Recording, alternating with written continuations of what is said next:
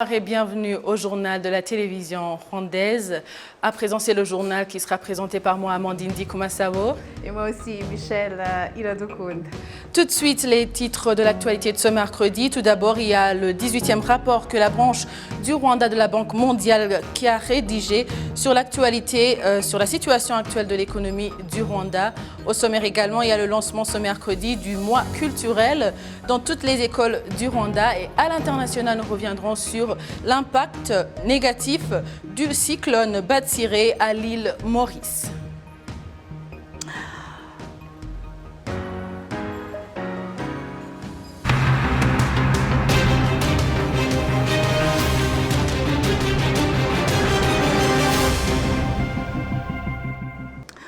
Bonsoir et bienvenue au grand rendez-vous de l'actualité sur la télévision rwandaise.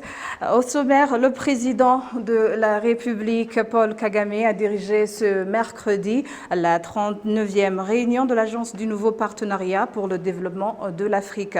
Cette réunion a connu la participation du comité de pilotage mandaté par les chefs d'État et de gouvernement.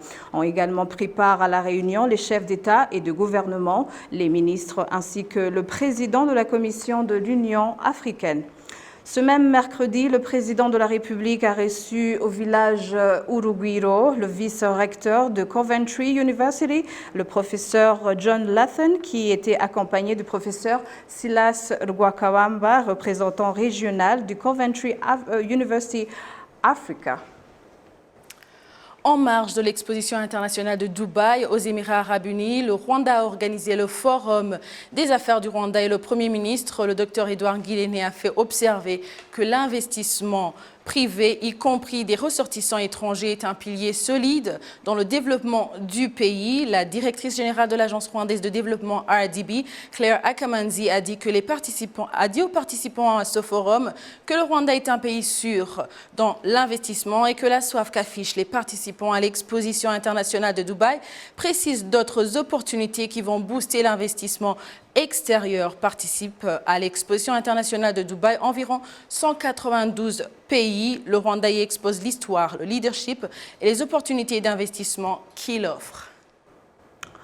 Le 18e rapport que la branche du Rwanda de la Banque mondiale a rédigé sur la situation actuelle de l'économie du Rwanda révèle que le pays a beaucoup fait pour accélérer l'économie nationale et souligne les énormes efforts qui doivent être faits pour accélérer les échanges afin que le pays puisse atteindre son objectif d'avoir une économie équilibrée d'ici 2035 et une économie forte en 2050. Les détails avec Hassim Youssouf. Dans le domaine de l'économie, qui collabore avec la Banque mondiale, estime que le Rwanda a beaucoup fait pour développer l'économie nationale, mais que le chemin est encore long pour que le pays puisse atteindre l'objectif qu'il s'est fixé. Rwanda is doing many things right. Le Rwanda est en train de réaliser beaucoup de choses et de manière parfaite. Il se construit bien tout en préservant l'environnement. Et nous devons savoir que c'est le secteur privé qui pratique le commerce. Il a donc été mis en place la politique de commerce qui facilite le secteur privé et la mise en place des instructions instaurant l'égalité de tous les acteurs, ce qui favorise une excellente compétition et c'est important. Le Rwanda a beaucoup fait dans le domaine de la technologie et dans la promotion du commerce à l'aide de la technologie, ce qui a permis au Rwanda, en tant que pays à économie faible, d'exploiter les opportunités de cette technologie dans le commerce régional. Le coût des échanges est encore très élevé. Par exemple, le coût de transport d'un conteneur depuis Dar es Salaam jusqu'en RDC a davantage diminué au cours des 10 dernières années, alors qu'à l'intérieur, ce coût a continué à augmenter suite au déficit des infrastructures. C'est donc là certains défis que le Rwanda doit résoudre. Ce 18e rapport montre que le rôle du secteur privé dans le développement des investissements est très essentiel et que le gouvernement lui accorde des facilités dans ce sens. Suite aux réalisations atteintes en vue de faciliter le transport aérien ainsi que la construction des routes et la facilitation du commerce, la ministre du Commerce et de l'Industrie, Habyarimana Beata, indique que le Rwanda œuvre pour être le carrefour dans la région au lieu de se sentir enclavé. We no longer talk about Rwanda as a landlocked country. Nous ne parlons plus du Rwanda en tant que pays enclavé, mais en tant que pays carrefour. C'est donc un devoir pour le Rwanda de faciliter la politique des échanges et mettre en place des moyens qui facilitent les commerçants, notamment des bâtiments mixtes aux frontières, des immeubles pour le marché transfrontalier, assez d'entrepôts et des moyens facilitant le commerce. Au cours de ces dernières années, des marchés aux postes frontaliers ont augmenté jusqu'à 7 et la plateforme logistique du Rwanda a permis d'augmenter le volume de marchandises exportées et importées, mais il y a encore beaucoup à faire. But there's still a lot to do. La représentante de la Banque mondiale au Rwanda, Roland Price, indique que le Rwanda devrait fournir beaucoup d'efforts pour atteindre l'objectif qu'il s'est fixé et lui a rassuré la collaboration de cette institution pour que le souhait du pays soit réalisé. It is clear that growing regional trade is what is going to be essential for a sustainable. Il est évident que c'est le développement du commerce régional qui favorisera le développement durable et une économie solide après les effets du Covid.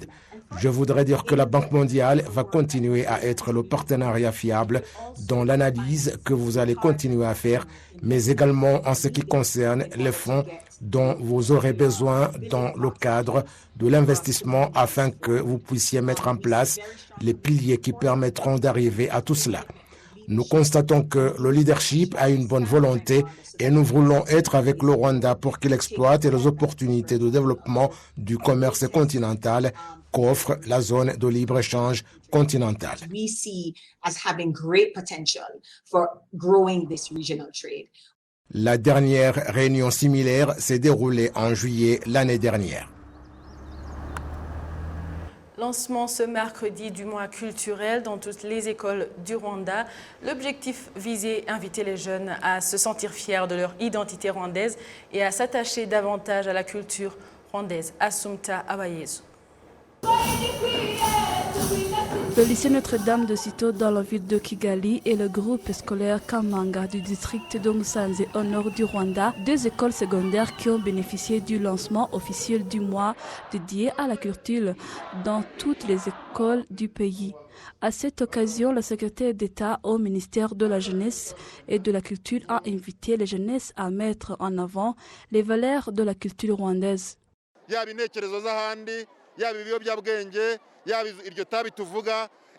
Un enfant qui sait qu'il électera le pays et qui se sent conscient de son rôle dans la lutte pour le développement et la construction de son pays, le Rwanda, il adopte un certain comportement et se garde des idéologies étrangères négatives ou de la consommation de la drogue.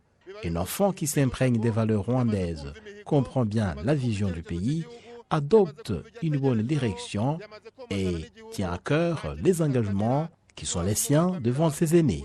C'est pourquoi je disais que celui qui garde à cœur son pays ne peut jamais céder à ce qui peut le détruire, comme la drogue.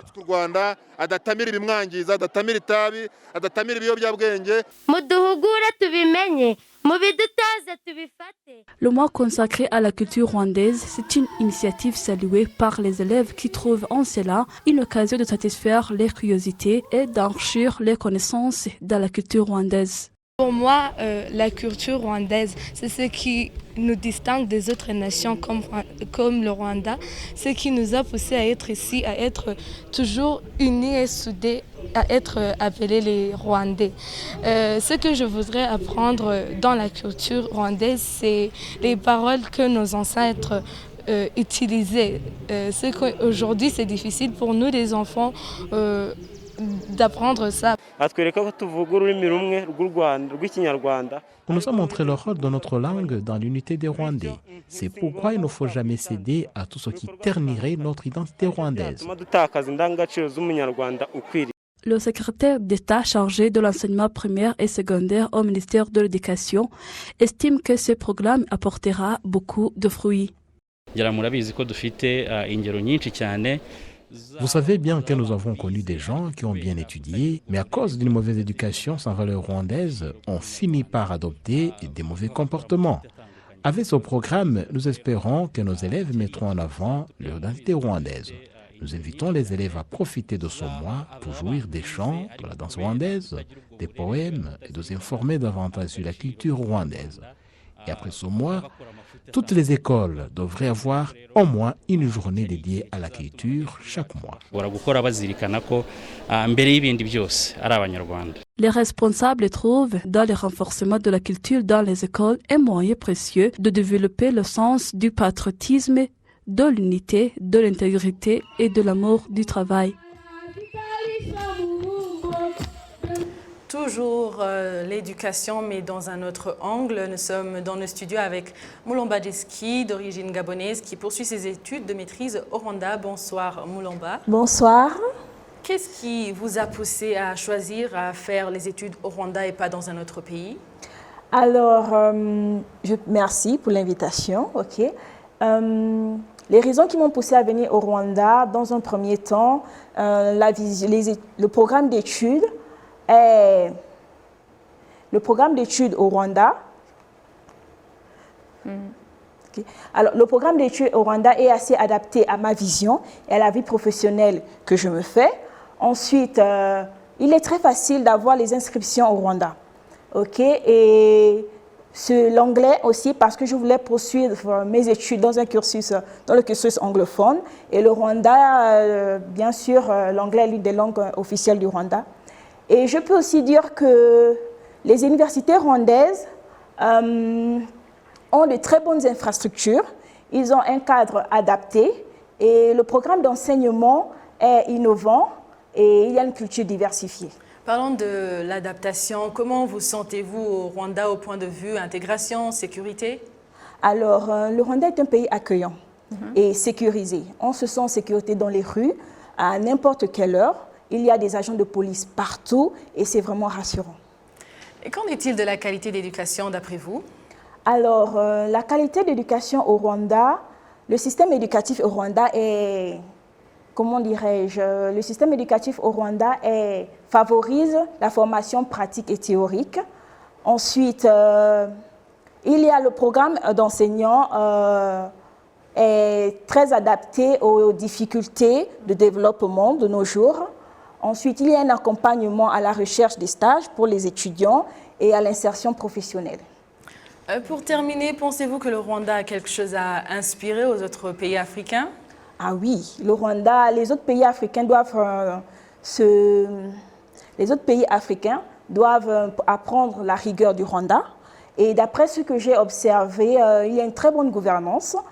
Et il y a une très bonne gouvernance qui est centrée sur le développement de la population et bien sûr la lutte contre la corruption. Merci beaucoup Mulomba. Merci à vous aussi. Amandine, je pense que ça t'incite aussi à poursuivre tes études. Oui, je vais continuer. Moi aussi, ça m'encourage un peu plus. Ok, à présent, les parents qui ont des enfants autistes au Rwanda ont demandé au gouvernement de fournir des installations de santé et d'éducation spécialisées pour ces enfants. Une bonne éducation aide les enfants autistes à acquérir le type de connaissances et peut les aider à devenir un jour autonomes. Patrick Nyiri-Dandi nous fait le point.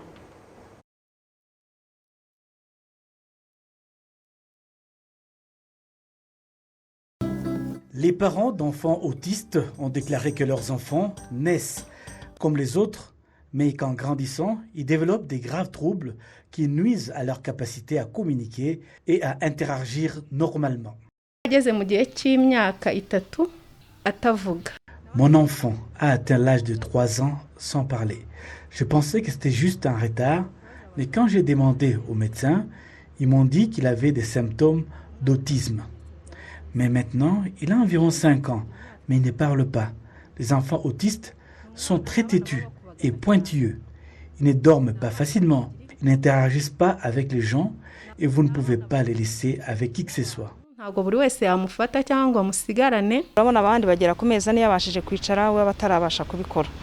D'autres enfants atteignent 4 mois et peuvent déjà s'asseoir.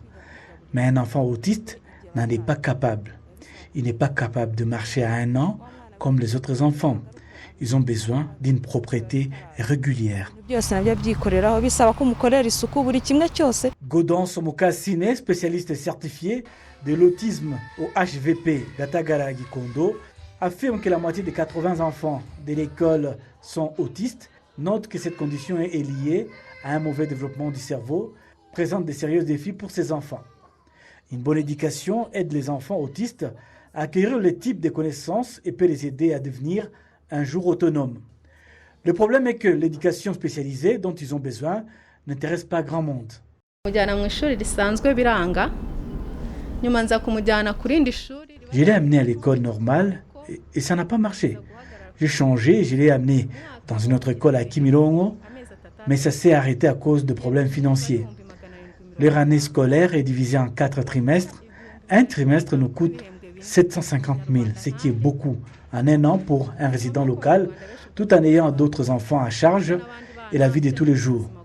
Nous voudrions demander au gouvernement de considérer ces problèmes et de leur fournir une éducation adaptée. La directrice exécutive de l'organisation Autisme Rwanda, Rosine Kamagaju, a confirmé que les frais de scolarité sont parmi les raisons les plus courantes pour lesquelles de nombreux enfants autistes abandonnent l'école.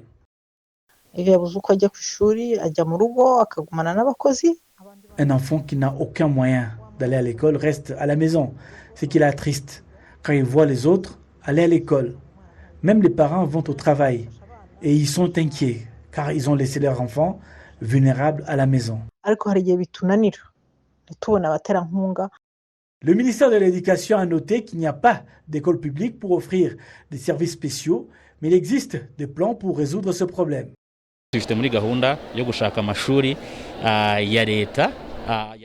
Dans le plan que nous avons, nous essayons de fournir cette capacité aux écoles publiques. Nous déployons plus d'efforts. Il y a du matériel que nous comptons obtenir, ainsi que la formation des enseignants. Avant cela, nous regardons comment nous pouvons travailler avec les écoles privées pour voir comment nous pouvons aider des enfants autistes dont les parents ont des moyens financiers très limités. La solution durable est d'avoir des écoles publiques avec cette capacité. Je ne peux pas vous dire que cela se produira aujourd'hui ou demain, mais nous sommes également préoccupés par cela. Les parents qui ont des enfants atteints de troubles mentaux, en général, ont continué à demander au ministère de l'Éducation d'accélérer les efforts pour les aider à acquérir les types de compétences scolaires dont ils auront besoin plus tard dans la vie. Où en est le Rwanda avec la mise en exécution des accords internationaux relatifs à la protection des femmes et filles en temps de crise? Certaines femmes et filles indiquent en effet qu'elles apprécient les opportunités qui leur ont été accordées dans différents domaines et estiment que c'est une raison majeure leur permettant d'assurer leur protection et de se positionner davantage à un niveau appréciable dans le développement du pays et au niveau international. Kassim Youssouf nous fait le point. Des institutions et organisations liées au développement de la femme au Rwanda se sont réunies à Kigali pour examiner les progrès du pays dans la mise en exécution des accords internationaux relatifs à la protection des femmes et des filles en temps de crise. Ces organes sont en outre revenus sur le rôle des femmes et des filles dans le développement du pays et dans la lutte contre les violences auxquelles elles sont victimes. Les femmes et les filles au Rwanda disent qu'un pas appréciable a été réalisé dans l'application de ces accords. Nous sommes en bonne posture et il n'y a pas de problème et personne n'est victime de violence et si c'est le cas, le coupable est poursuivi jusqu'à ce qu'il est arrêté. Ce n'est pas comme avant où l'on était frappé n'importe comment et maintenant nous sommes satisfaites.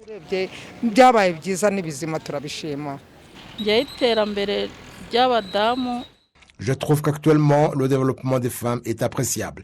Avant, nous vivions dans l'oppression, mais maintenant, nous n'avons aucun problème dans le développement. La femme se développe selon les moyens dont elle dispose et le gouvernement nous assiste dans les associations.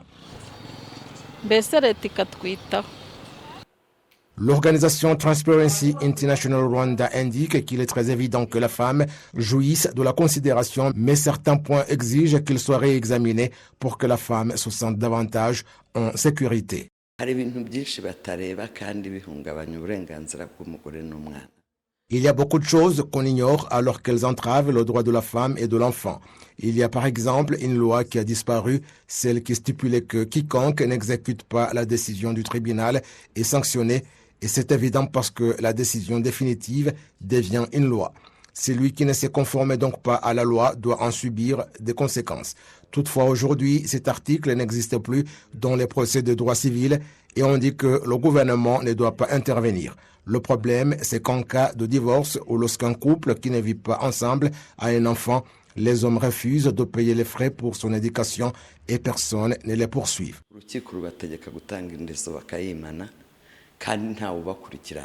L'organisation Venemoué souligne que selon la résolution 1325 visant la protection de la femme dans divers domaines, notamment assurer sa sécurité, le Rwanda a tout fait pour que la femme rwandaise vive en paix et dans la quiétude pour son développement.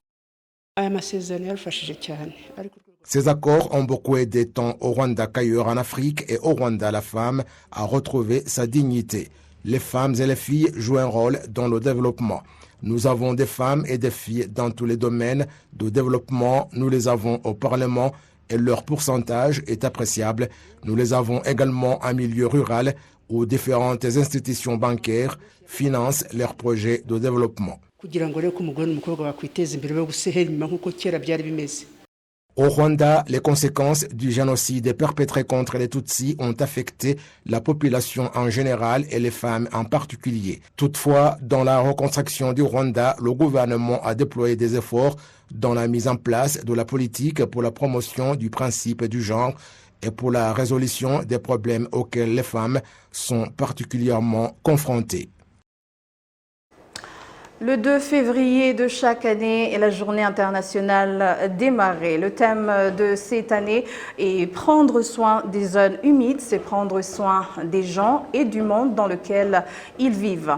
Les agriculteurs travaillant dans le marais d'Akanye-Yenyege, dans les districts de Ruhango et Nyanza, indiquent que le marais qu'ils cultivent se rétrécit en raison de la présence de sable lourd, mais aussi de l'érosion des collines environnantes de telle manière qu'il est presque impossible de cultiver correctement le riz et la tomate, leur principale activité. Le récit de Patrick Nyiridandi.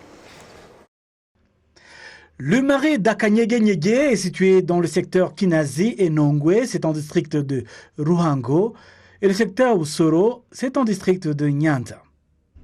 Dans la partie inférieure du marais de Akanye-Yenyege, il y a de nombreuses rizières qui ont été envahies par le sable. C'est un problème qui, selon les agriculteurs, est causé par une forte érosion des collines autour de ce marais. Les agriculteurs travaillant dans le marais d'Akanye-Yenyege, en district de Ruhango et Nyanza, indiquent que le marais qu'ils cultivent s'est rétréci en raison de la présence des sables lourds, mais aussi de l'érosion des collines environnantes, de telle manière qu'il est presque impossible de cultiver correctement le riz et la tomate, pourtant leur principale activité. Les agriculteurs indiquent que la résolution de ce problème dépasse leur capacité, alors qu'ils essayent de les résoudre en remplaçant les champs ainsi endommagés, mais craignent que ce soit une perte de temps, car le sable semble prendre plus d'espace au fil des années. Le riz cultivé dans ce marais est maintenant envahi. Après le riz, même les champs de tomates ont été envahis. Le vice-maire du district de Ruhango en charge du développement économique a déclaré qu'il existait un projet en district de Ruhango réalisé en collaboration avec le ministère de l'Agriculture qui débutera en juillet prochain, qui résoudra le problème de la zone humide de manière durable. Le marais d'Akanye-Yenyege abrite 5 coopératives couvrant une superficie de 140 hectares.